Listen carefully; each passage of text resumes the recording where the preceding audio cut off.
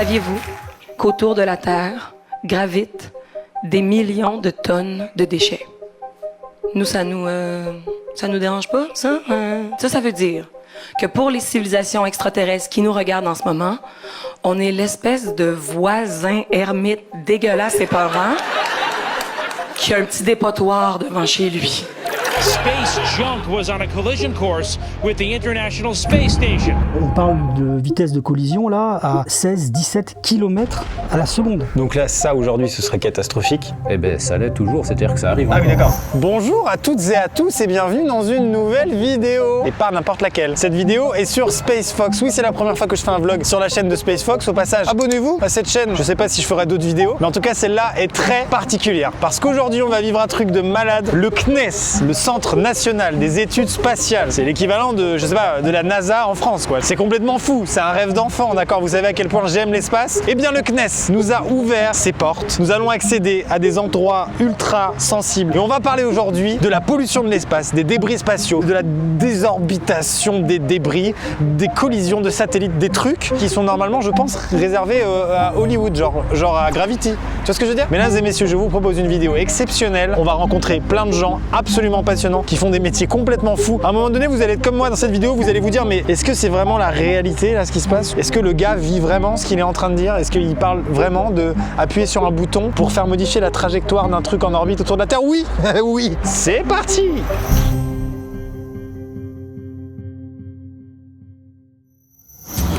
Yes, bonjour. Ouais, déjà il y a des trucs qui me plaisent beaucoup, hein. Ça c'est le prochain rover, c'est une mission franco-russe qui va être lancée dans quelques années, qui va aller sur Mars. Et ça, c'est toutes les fusées Ariane, qui sont des fusées européennes et qui sont tirées depuis Kourou, donc en Guyane française. Je suis un gros fanboy, hein. C'est ridicule à quel point je suis un fanboy. On va rencontrer plusieurs personnes et on va parler de débris spatiaux et d'espace durable, de faire en sorte qu'on ne balance pas tellement de débris dans l'espace qu'au bout d'un moment on ne puisse plus rien lancer et qu'on s'enferme nous-mêmes, c'est-à-dire l'humanité, dans une espèce de coquilles remplies de débris qui ferait qu'on n'aurait plus accès à l'espace tellement on l'aurait pollué. Et donc pour éviter ça, il y a des gens qui travaillent dessus pour faire en sorte que les satellites ne se rentrent pas dedans. C'est parti ou quoi? Est-ce que c'est parti? Moi je dis que c'est parti. Le Centre National d'Études Spatiales. C'est l'établissement public qui depuis 60 ans définit le programme spatial de la France depuis Paris, Kourou et Toulouse, le lieu où on est aujourd'hui. Ici, c'est plus de 2400 personnes qui inventent et fabriquent les projets spatiaux d'aujourd'hui et de demain, des lanceurs, des satellites, des sondes spatiales, ils s'occupent de tout. Donc forcément, quand on évoque les débris spatiaux, on peut dire qu'ils connaissent plutôt leur sujet, voire ils sont complètement calés. Bonjour Sophie. Bonjour Maxime. Je t'ai déjà vu, mais bon, je te dis bonjour quand même. Vincent, comment tu vas? Très bien, et toi? Ça va très très bien. Tu es ingénieur surveillance de l'espace. Oui. C'est génial ça déjà à dire en soirée mondaine, ou pas mondaine d'ailleurs, mais c'est incroyable. Je travaille donc en tant qu'ingénieur au CNES, plus particulièrement sur la modélisation de l'environnement et des débris qu'il peut y avoir autour de la Terre. J'essaie de rendre la réalité la plus proche possible de ce qui se passe dans l'espace et analyser quand deux objets vont se rapprocher, si ça peut générer un risque de collision et s'il faut décider de faire une manœuvre d'évitement. D'après toi, le premier débris, c'est quand? Je vais dire le premier satellite qu'on a envoyé, donc Spoutnik. Ouais, exactement. Yes. La culture G. Spoutnik 57, on envoie le satellite, la petite boule qui fait bip bip, mais on envoie un tas de choses avec, notamment la coiffe, le lanceur, etc. Et au final, la partie utile, donc Spoutnik même, c'est en gros, c'est à peine un peu plus d'1% de la masse totale qu'on envoie là-haut. En fait, Spoutnik, je m'en sers souvent, c'est un bel exemple de débris. Parce qu'en fait, Spoutnik, il a fait une mission de 21 jours et il est rentré au bout de 92 jours. Donc pendant les 3/4 de sa vie, il a été un débris. Qu'est-ce que vous appelez des débris? Est-ce que c'est à partir du moment où c'est un truc pas naturel qui peut pas se contrôler ou... C'est à peu près ça. Donc en fait, il a fait bip bip juste pour dire on sait le faire. C'est ça, et après on a laissé plein de débris pendant quelques temps là-haut, quoi. Donc, d'accord. Dès le début, en fait, c'est mal parti. ok. Parce que aussi, il y avait rien d'autre dans l'espace et c'était même pas... Les gens se disaient pas qu'un jour ce serait encombré. Et non, on découvre, le but c'est juste d'envoyer quelque chose et de montrer qu'on y arrivait. Donc on se pose pas encore ces questions-là. Dans les événements qui se sont passés, toujours au début de l'ère spatiale, on a une première explosion finalement en orbite qui a eu lieu en 61, donc très tôt, et qui a généré déjà à ce moment-là près de 300 débris, je crois. Voilà, quelque chose comme ça. Donc là, ça aujourd'hui, ce serait catastrophique? Eh ben, ça l'est toujours, c'est-à-dire que ça arrive encore. Et on a encore des explosions de ce genre-là qui ont lieu aujourd'hui. Il a fallu quand même un certain temps avant qu'on se rende compte qu'il y avait un truc qui clochait là-haut, qui allait pas. C'est fin des années 70, 78, Kessler, donc un consultant de la NASA, a vraiment mis le doigt sur les risques qu'on encourait là-haut, a continué finalement à introduire des débris et à ne pas faire attention finalement. Ok. Il explique que si on introduit tous ces débris dans l'espace et qu'on les laisse finalement aller sans rien faire, au bout d'un moment, ils vont finir par se rentrer dedans les uns les autres. On arrivera à un moment donné à un certain seuil où on pourra plus rien faire, c'est-à-dire même si on fait plus rien, les débris générés par des collisions vont générer de nouvelles collisions qui vont générer de nouveaux débris, etc. Donc ce qu'on craint et ce qu'on évite au-delà de juste une collision, c'est une réaction en chaîne au final. C'est une réaction en chaîne, exactement. En 2007, on a l'événement qui ajoute le plus de débris dans l'espace, un tir anti-satellite. L'événement en question, c'est Fengyun 1C, les Chinois qui détruisent leur propre satellite. Et ça génère dans les 3500 débris, ça doit être dans les 30% de la population de l'époque. Donc là, d'un coup, on a un saut assez important dans le nombre d'objets qu'on peut avoir. Et là, on arrive à 2008 avec une autre source de débris, c'est la collision Iridium-Cosmos. Donc là, on a 2300 débris qui sont générés, sachant que ces événements-là ont lieu en gros dans les zones les plus denses. C'est vraiment sur l'autoroute, quoi, sur le périph'. Ouais, par contre, il n'y a pas que ça dans l'espace. Finalement, il y a ce qu'on arrive à voir, mais il y a aussi tout ce qu'on n'arrive pas à voir. Et c'est une grande majorité des débris. Pas les plus dangereux, mais une grande majorité. C'est-à-dire que là, on arrive à voir en gros 23 000 objets. Par contre, dès qu'on descend à entre 1 et 10 cm, là, on est plutôt à 900 000 objets. En dessous de ça, donc entre 1 mm et 1 cm, là, on passe à 128 millions, je crois, l'estimation. Donc là, ça peut être des fines particules, C'est ça, des poussières, des peintures qui s'arrachent, des morceaux de... Mais en tout cas, qui viennent de la Terre, quoi, qui viennent de nous. Est-ce que tu as une idée de la vitesse des objets dans ce qu'on appelle l'orbite basse? Je dirais un truc comme 20 000 km/h. C'est pas mal. On compte en kilomètres secondes, nous, le chiffre est plus petit, c'est plus pratique, donc ça fait 7 km/s. Pour les objets dits orbite basse, c'est-à-dire ceux qui sont en dessous de 2000 km d'altitude. Ça, c'est des chiffres que vous maniez tous les jours, mais 7 km/s, les gars. Faites votre temps de trajet quotidien pour aller au boulot. Si vous allez à 7 km/s, c'est plutôt pratique. Après, le problème, c'est qu'il faut freiner et que là, vous allez prendre un peu cher. Le problème, c'est qu'à ces vitesses-là, même quelque chose de tout petit, ça a une énergie folle, en fait. En gros, un débris d'1 millimètre dans les orbites basses dégage une énergie en gros d'1 kJ. Ça, c'est l'équivalent du Mac que tu vas utiliser pour faire le montage là à 130 km/h. Ok. Donc tu le lances, tu le propulses à 130 km/h et ça dégage la même énergie. Et si tu passes à 1 cm, là, c'est plus un Mac, mais c'est une grosse voiture qui fait aussi à 130 km/h. Toujours au CNES, bien évidemment. Désolé pour ça. Je sais pas si vous avez entendu parler de la Covid-19, je sais pas si ça vous dit quelque chose. Je suis vraiment obligé de me justifier pourquoi j'ai un masque? Je ne crois pas. On est au CNES, et plus particulièrement dans le département de la sécurité des vols, tout ce qui est réglementation. On va rencontrer, mesdames et messieurs, je peux l'appeler comme ça je pense, le shérif de l'espace. Non mais vraiment, c'est incroyable. Bonjour. Comment ça va, Pierre? Ça va bien. Je t'ai présenté juste avant, tu es le shérif de l'espace. Donc on va parler d'un truc qui est la sécurité, la réglementation dans l'espace, mais quand on voit ça, on trouve ça vachement moins rébarbatif quand même. Tiens, regarde, je t'ai préparé deux, trois petits éléments qui montrent un petit peu le travail qu'on fait ici. Je m'attendais pas à découvrir ça en rentrant dans ton bureau. On dirait que c'est mis en scène, mais pas du tout. Je suis vraiment rentré dans ce bureau pour la première fois. Je n'ai pas vu avant ce qui allait se passer. Quelle est ta mission de manière un peu plus profonde? Comme tu l'as vu, aujourd'hui, dans l'espace, il y a de plus en plus de choses qui peuvent poser un certain nombre de problèmes.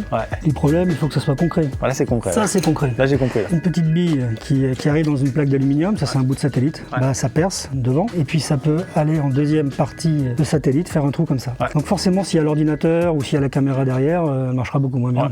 Donc ça, c'est des choses qu'on ne peut pas tolérer dans l'espace. Le travail que je fais, c'est d'essayer déjà de comprendre comment ça se passe et essayer de mettre en place des règles, des consignes, des guides pour pas que ça arrive.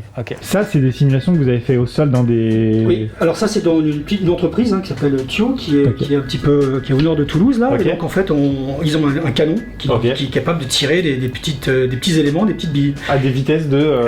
8 km/s pour celle-là. Wow. Ici pareil, sauf que là la bille était un peu plus grosse. 7 mm. Là c'est vraiment impressionnant. Donc elle est rentrée par là. Elle est rentrée par là, elle a explosé la partie arrière. Ça c'était collé avant. Elle est ressortie. Et alors ce qui est plus extraordinaire, c'est qu'elle est quand même arrivée à traverser cette plaque d'alu là, qui fait 5 mm. Donc une deuxième protection. Qui était positionnée comme ça. Wow. Et donc elle s'est disloquée en fait, j'imagine. Elle s'est disloquée là, elle a produit d'autres débris qui sont venus eux-mêmes refaire des trous derrière. L'avantage des expérimentations au sol, c'est vraiment de comprendre à quel point c'est destructeur, à quel point c'est...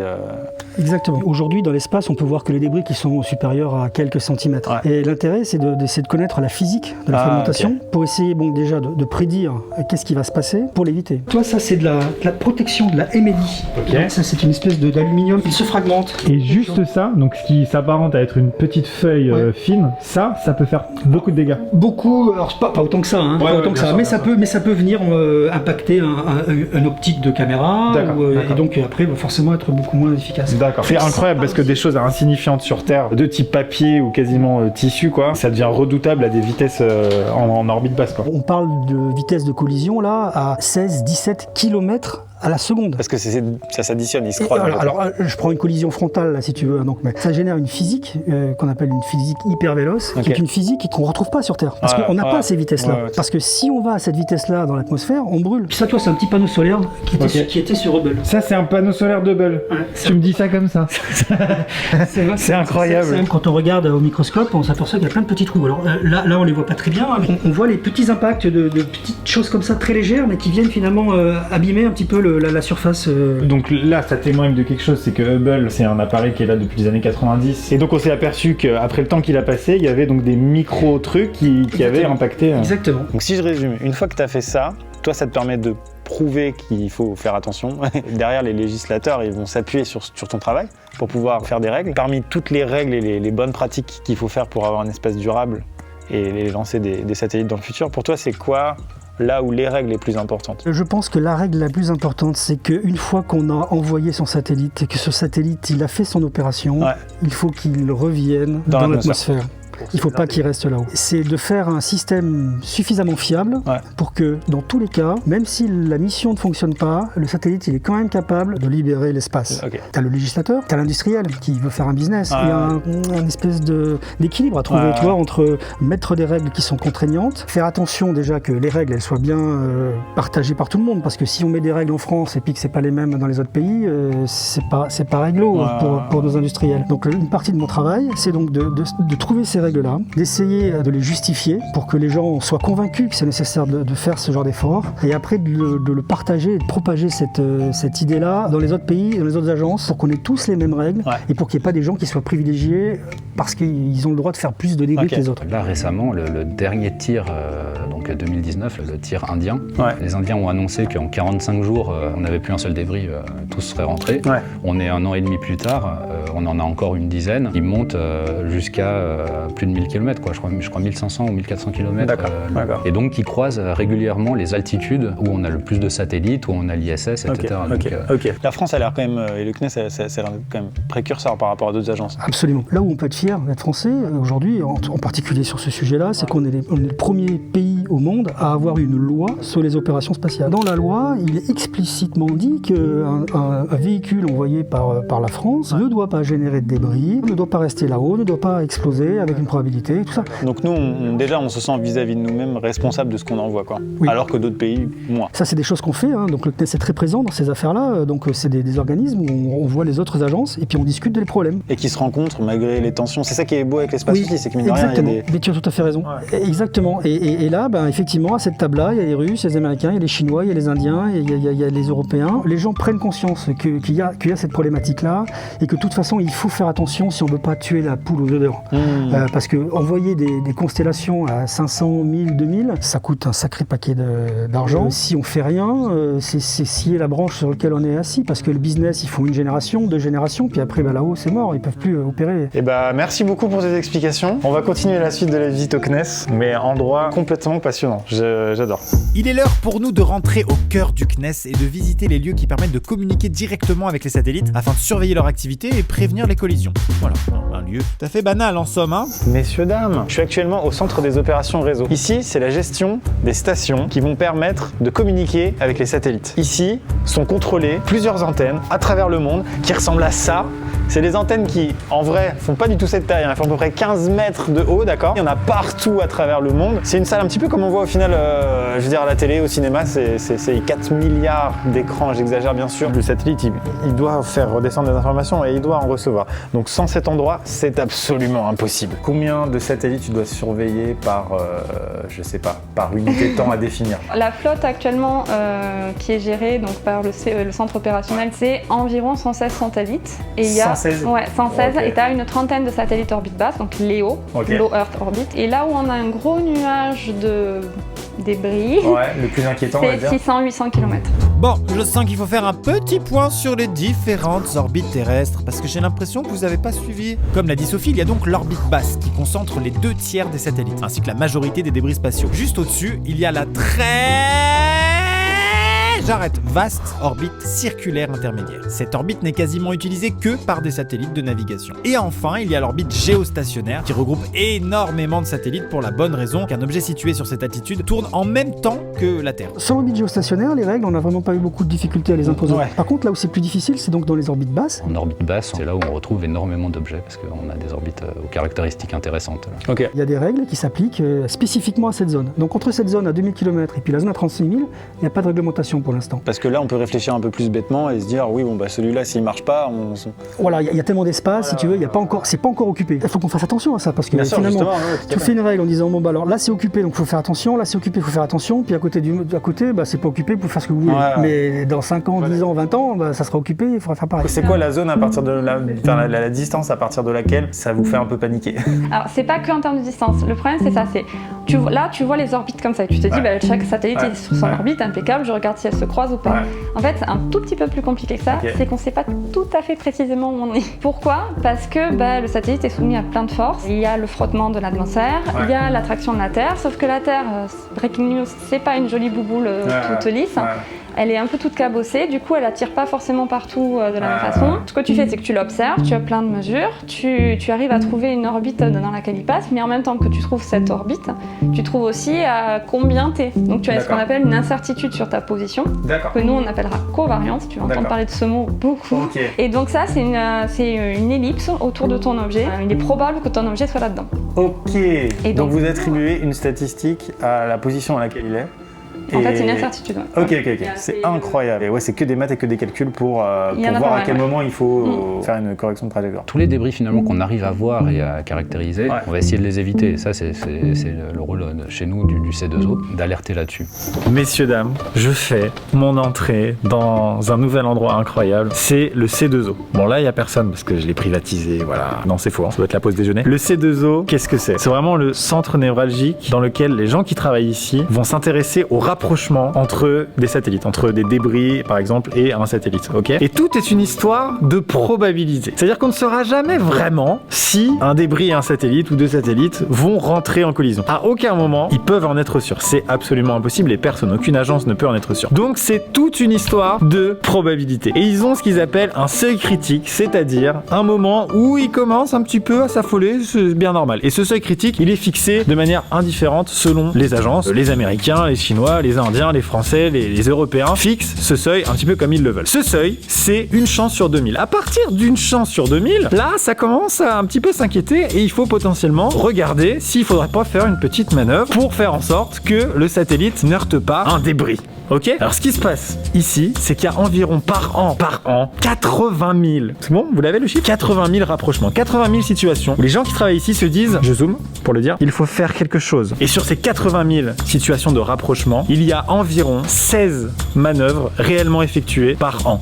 16 manœuvres sur 80 000. Ça paraît peu, mais donc ça veut dire qu'il faut tout ça et plein d'équipes et une complexité incroyable pour faire un filtre gigantesque et pour vraiment identifier les situations de rapprochement qui sont vraiment chaudes et qui nécessite absolument de corriger la trajectoire du satellite pour éviter d'aller à la catastrophe. Et évidemment, le risque zéro n'existe pas. Je vais rencontrer Florian, il travaille ici et il va nous expliquer son métier qui est complètement incroyable, comme tous les gens qui travaillent ici d'ailleurs. C'est parti! Je suis avec Florian. Bonjour Florian. Bonjour. Alors tu vas nous expliquer ton métier. Déjà, quel est ton poste? Comment tu décrirais ce que tu fais? Alors déjà ici, donc il y a une partie qui est l'UC2O qui est en coordination avec le corps que tu as visité tout à l'heure pour pointer les antennes. Okay. Et l'autre partie dont moi je m'occupe, c'est la surveillance de l'espace, donc la gestion des risques de collision et les rentrées atmosphériques à risque. Il y a quand même une logique de contrôle constante parce que les satellites ils se reposent pas quoi. Ils Exactement. sont constamment, les tâches opérationnelles tournent en permanence, les gens sont là, oui il y a des plages assez étendues sur la semaine, donc après les astreintes sont appelables à n'importe quel moment.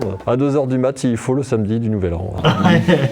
Ça sent pas du tout le vécu. Dans quelle échelle de temps ça peut devenir un peu critique quoi? C'est-à-dire que tu dis on peut m'appeler un soir de Nouvel An? Alors la plupart du temps les risques en orbite basse on les détecte à 7 jours, en orbite géostationnaire ce sera plutôt 10 jours. Okay. On est financé pour surveiller des satellites au travers d'un projet européen qui s'appelle EUSST.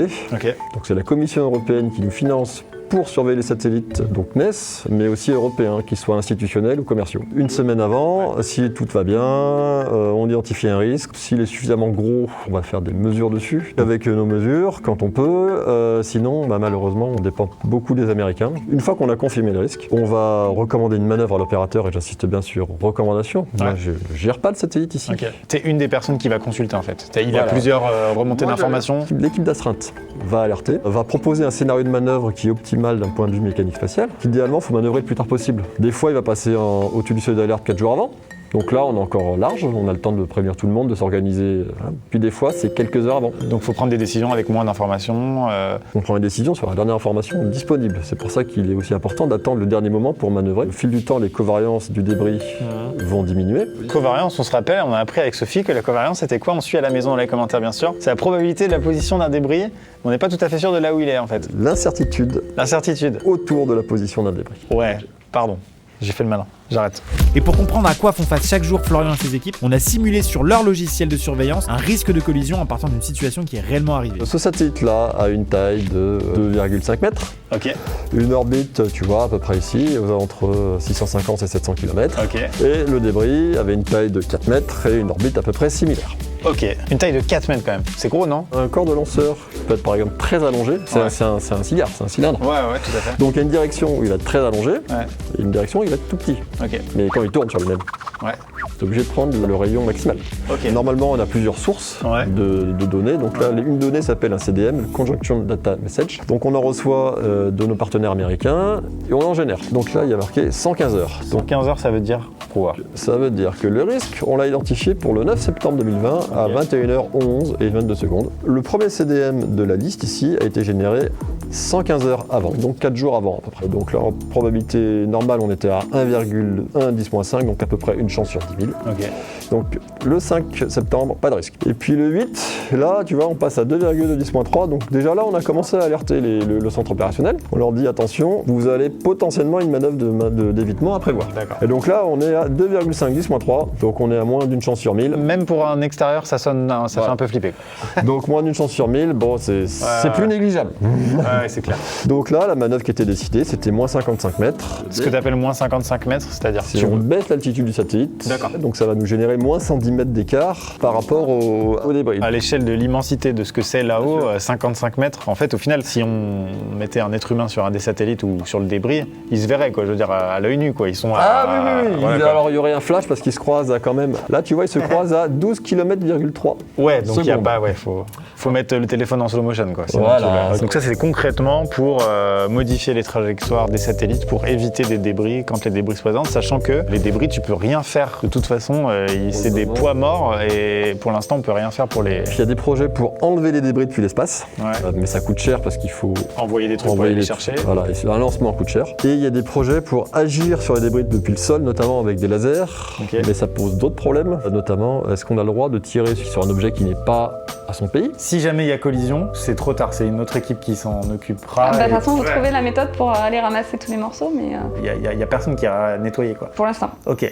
Bon, il faut que je vous présente Anthony et Clément. Est-ce que vous vous souvenez, quand j'ai annoncé la marque SpaceFox, j'ai lancé une cagnotte qui permettait de financer un projet en rapport avec la conquête spatiale, ou avec l'espace, ou avec tout autre sujet qui fait vraiment avancer les sujets importants autour de l'espace. Vous vous souvenez, c'était la vidéo où j'avais caché des objets dans mes décors pendant des mois. Vous vous rappelez de celle-là? C'était il y a un peu longtemps, je sais. Eh bien, les gagnants, après 1 an et demi, 2 ans, mais ça c'est pas grave, ils sont juste là. Comment ça va les gars? Check Covid ou quoi? Ça va et toi? Tac, ton accoutrement est parfait. Merci. Son accoutrement est disponible dans la description. Bon alors les gars, vous avez gagné, déjà bravo. Bah merci. C'est votre projet qui a retenu notre attention. Votre projet a évolué, parce que ça fait un petit moment, mais en gros c'est la désorbitation des débris spatiaux. Plutôt ambitieux. Ouais, un peu. Très ambitieux. Un petit peu très ambitieux. Brièvement, c'est quoi votre projet? On est parti du principe qu'il y a de plus en plus de déchets dans l'espace et que si on fait rien, au bout d'un moment il va y avoir un problème. Oui. Et le problème c'est que c'est une pollution qu'on voit pas et que beaucoup de gens connaissent pas. Du coup on s'est dit bah nous on travaille dans l'aérospatial, on s'est dit c'est notre moment, faut qu'on y aille. Moi j'imagine que grâce à l'enveloppe SpaceFox, vous avez pu réaliser tous vos rêves. C'est faux, hein. C'était combien, 3000 €? C'est pas grand chose dans la recherche spatiale, c'est à peu près 7 secondes de recherche. Donc du coup, à votre échelle, puisque vous êtes étudiant en école d'ingé, qu'est-ce que vous essayez du coup modestement de faire par rapport à ce sujet-là? Dans le projet, il y a deux parties. Il y a vraiment la partie où on détecte le débris et la partie où on le capture. Donc nous, pour l'instant, on s'occupe essentiellement du côté où on capture le débris. Donc on va essayer de trouver des solutions qui sont viables. Qui sont viables à la fois techniquement, il faut que ça soit réalisable, mais aussi financièrement, parce que c'est un projet d'entreprise et on essaye de vraiment trouver le meilleur compromis pour arriver à capturer un débris. Donc les gars, vous êtes en train de me dire, les mecs veulent capturer des débris spatiaux, on est d'accord? C'est-à-dire que l'idée, c'est d'envoyer des choses dans l'espace pour aller venir chercher les débris, les accrocher et les renvoyer dans l'atmosphère pour qu'ils se désintègrent? Est-ce que c'est à peu près ça ou j'ai rien compris? Exactement, c'est fournir des solutions clés en main qui sont capables de capturer un débris et puis de le désorbiter, donc de le ramener sur Terre où il va se consumer dans l'atmosphère. Grâce à par exemple à une fusée Ariane, vous mettez votre poubelliste de l'espace dedans, c'est trop stylé, hein. Attention, c'est pas dénigrant du tout, c'est incroyablement stylé, qui va venir s'arrimer et comment? Et dites-moi. Il y a plusieurs techniques, que ce soit par un filet ou par un bras mécanique en l'attrapant ou par un harpon. On n'a pas de choix vraiment défini, arrêté là-dessus. Et l'idée ensuite, c'est de mettre en œuvre un système de propulsion capable de désorbiter. Donc en gros, de ralentir le débris pour qu'il finisse par aller dans l'atmosphère et se désintégrer. C'est ça, exactement. Ok, c'est le meilleur moyen en vrai de nettoyer l'espace. C'est de faire en sorte que les débris aillent dans l'atmosphère pour se désintégrer et fondre. Pour les débris qui se trouvent dans l'orbite basse. Ok. En géostationnaire, ça va être plus compliqué, on va plutôt privilégier les orbites parking. Ok, ça veut dire quoi une orbite parking? J'ai fait genre que je savais pas du tout. Les orbites parking, c'est quand un satellite en géostationnaire arrive en fin de vie, on va le pousser un peu plus loin sur une orbite qu'on n'utilisera pas, qui n'est pas accessible. Ok, donc c'est une sorte d'orbite décharge. Ouais, voilà. Et après ça, vous voulez bosser où, CNES? Dans notre entreprise, si possible. Vous allez créer, attends, mais c'est la meilleure chose, vous voulez créer votre entreprise de désorbitation de déchets spatiaux? C'est en bonne voie, bientôt créé. On a un site déjà où on parle de nous. Je trouve ça incroyable, les gars. Vous avez compris à quel point c'est passionnant et fou. Leur site est dans la description. Merci beaucoup les gars et félicitations en vrai d'avoir gagné. Donc du coup on les a emmenés au CNES aujourd'hui quand même, il fallait quoi. Je veux dire voilà, c'est SpaceFox, ça régale, tu vois, ça régale. Vous êtes toujours là? Ça va vous? Comment on fait demain pour faire en sorte que déjà on puisse accéder à l'espace? Parce que je pense que le pire des dangers, c'est de se retrouver dans une situation bloquée où on s'est nous-mêmes créé une sorte de couverture ou de chape de plomb qui nous interdirait d'accéder à l'espace en fait. Ce que je peux te dire, moi, c'est qu'on peut essayer de dégager des tendances. Si tout le monde respecte à fond les recommandations qui sont en gros de dire voilà, qu'il faut retirer des objets, il faut pas laisser les choses là-haut. Si on respecte tout ça, les tendances montrent que finalement, avec le trafic actuel, on va pas réussir à diminuer la population. C'est-à-dire que la population va continuer malgré tout à augmenter ou en tout cas à rester stable. Et donc il faudra faire quelque chose, aller retirer des objets dangereux là-haut pour essayer d'amorcer une certaine décroissance à ce niveau-là. Dans le cadre de l'exploration du système solaire habité, peut-être dans un premier temps sur la Lune ou plus tard sur Mars et tout, pour y arriver à un point où vraiment on se ferme l'espace si on fait n'importe quoi? Si on a une espèce, comme tu disais tout à l'heure, une coquille de débris qui orbite à 7 km/s autour là, il faut la traverser. Soit il faudra faire du zigzag pour essayer de traverser, soit tu fais du bon gros blindage. Après, il faut relativiser un peu les choses, quoi. Je crois qu'à l'heure actuelle, on est à peu près 9000 tonnes en termes de masse d'objets qu'on a mis dans l'espace, à peu près. C'est pas énorme. On a un nombre d'objets au kilomètre cube qui... Ils sont pas tous sur la même orbite, donc du coup, c'est vraiment... Donc c'est pas forcément grand-chose, mais plus on en introduit, sur toute la durée de vie de ces objets-là, ça va poser problème au bout d'un moment. Ce qui est sûr, c'est que ça va prendre des siècles avant que ça arrive et que... L'accès à l'espace serait pas bloqué tout de suite. On n'a pas encore de soucis, quoi, finalement. On n'est pas encore dedans. On est un peu comme dans les années 60-70 par rapport au climat où on sait qu'à un moment ça va bloquer, mais pas encore, quoi. C'est ça. Ce qu'on n'a pas évoqué, c'est tout l'aspect New Space avec les méga constellations qui vont introduire énormément de satellites, 12 000 pour SpaceX. Starlink. Voilà, pour Starlink, pardon. À côté de ça, on a aussi OneWeb avec 850 satellites, je crois. Amazon avec Kuiper aussi. Toutes ces méga constellations vont changer un peu le paradigme et toutes nos simulations et tous les résultats qu'on a actuellement, les tendances, peuvent être modifiées par ces méga constellations et leur aptitude à respecter finalement les bonnes pratiques. Et ouais, c'est ça c'est des choses, c'est des projets hyper récents. Et est-ce qu'ils ont un regard quand même sur leur fin de vie ou est-ce que c'est balancé comme ça? Ils y pensent. Ça fait partie des Ils ont juste noté dans un bloc-notes. Mais... Je pense qu'ils agissent dessus. Par contre, c'est difficile d'avoir du recul et ça risque de mettre du temps avant d'avoir la maturité nécessaire aussi à ce niveau-là. C'est une problématique dont ils sont conscients et l'espace étant partagé, ils ont tout intérêt à ce qu'on puisse continuer à l'exploiter. Si on arrive à faire des satellites intelligents, enfin assistés par une intelligence artificielle qui connaissent leur environnement et que tous les satellites sont capables de faire ça, demain on pourra avoir des satellites qui font comme ça sur leur orbite pour éviter tout ce qu'il y a ou... On verra. Okay. C'est des sujets, c'est vraiment le travail qu'on fait en ce moment. Donc il faut voir que tout ce qu'on t'a montré, ça évolue en permanence. On se pose tout le temps des nouvelles questions, on essaie toujours de faire des nouvelles méthodes. J'aurais jamais pu faire ce métier-là. J'ai fait un bac scientifique, mais je n'ai pas envie de parler de mon résultat de maths au baccalauréat. Bref. Mais tu sais que si tu veux jouer un peu avec des données comme pour nous, nous avons une librairie de mécanique spatiale qui s'appelle Patrius, qui est développée par qui est open source, qui est quoi? Qui est open source, ouais, voilà. Tu peux télécharger notre... Et puis tu fais les mêmes calculs que nous. Tu peux faire une propagation, tu peux faire plein de choses. Mais je rêve de dire la phrase que je vais dire, mais télécharger des datas de Mecaspa en description. Voilà. Et j'ai utilisé Mecaspa parce que je crois que je m'y connais. Messieurs, dames, c'est la fin de cette vidéo. Merci infiniment de l'avoir regardé. J'espère vraiment que ça vous a plu. On a vraiment pu aborder le sujet de manière vraiment approfondie. On n'arrivait plus à s'arrêter. Je vous le dis direct, les interviews auraient pu durer 4 heures par personne sans aucun problème. J'espère vraiment que ça vous a plu. C'était vraiment aussi le but de SpaceFox quand on a lancé cette marque, c'était de raconter des histoires comme ça. Donc je vais finir cette vidéo en rentrant dans une forêt d'Ariane. Je sais pas si vous avez déjà fait des balades en forêt d'Ariane. On se dit à très bientôt pour de prochaines vidéos, soit sur ma chaîne, soit sur la chaîne de SpaceFox. C'était Amixem. Au revoir. SpaceFox.shop dans la description. N'oublie pas ça.